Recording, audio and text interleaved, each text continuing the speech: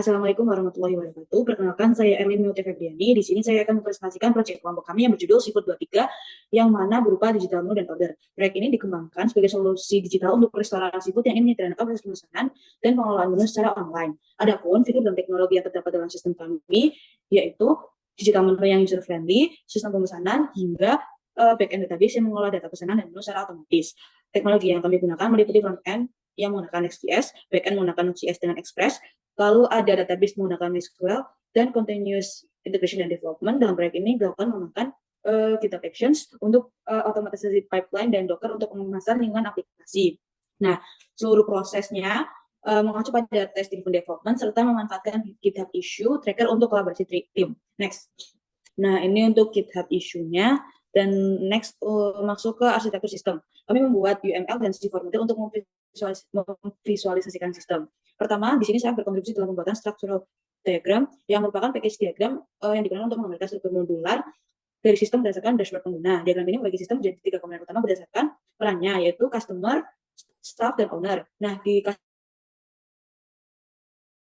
customer dashboard sendiri search menu. Nah, keduanya berinteraksi ke dua sistem, yaitu customer order system dan menu system.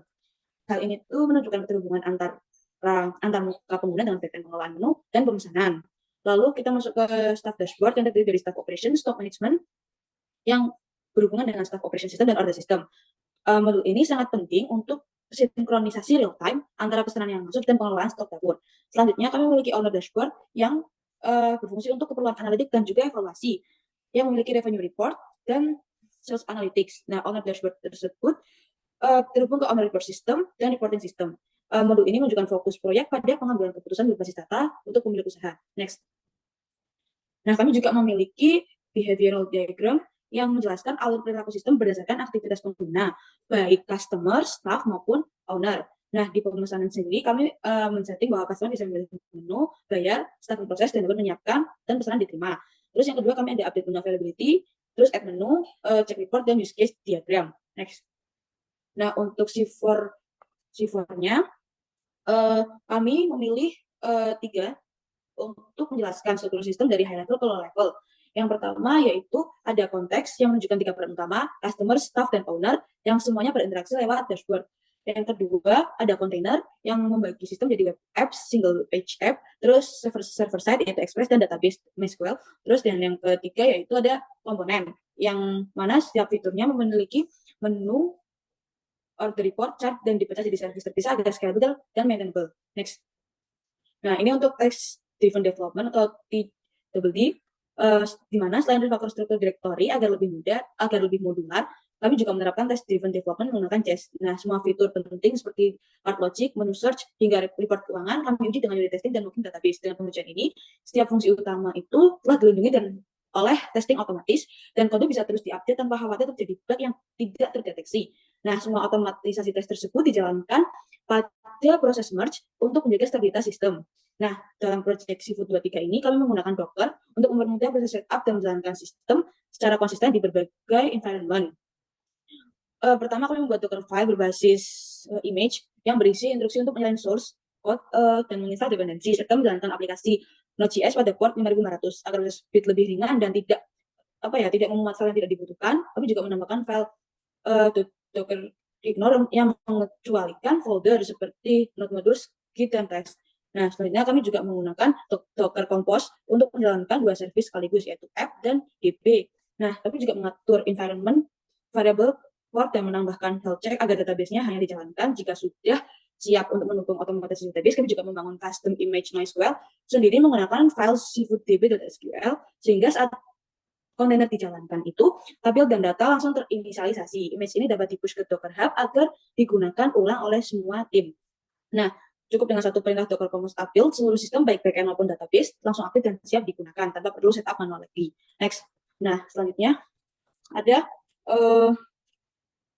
automatic testing dan GitHub Action, yang intinya untuk menjaga kualitas dan stabilitas sistem. Kami menggunakan JIS untuk menurut unit test pada fitur utama melalui chart, menu, dan laporan pendapatan.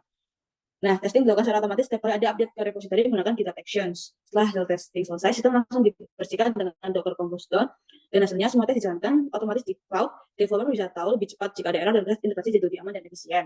Nah, masuk ke bagian kontribusi saya di bagian development menggunakan Vercel dan Railway. Salah satu kontribusi utama ini digunakan untuk memastikan sistem agar bisa dideploy dan berjalan secara online menggunakan Vercel untuk front end atau back end-nya, dan Railway itu database sebagai solusi cloud hosted MySQL. Nah, saya setup database skema menggunakan file seafood_db.sql dan menghubungkannya secara aman ke backend melalui environment variable. Nah, kami memilih Vercel untuk front end karena mendukung Next.js dengan integrasi continuous integration dan continuous development yang cepat.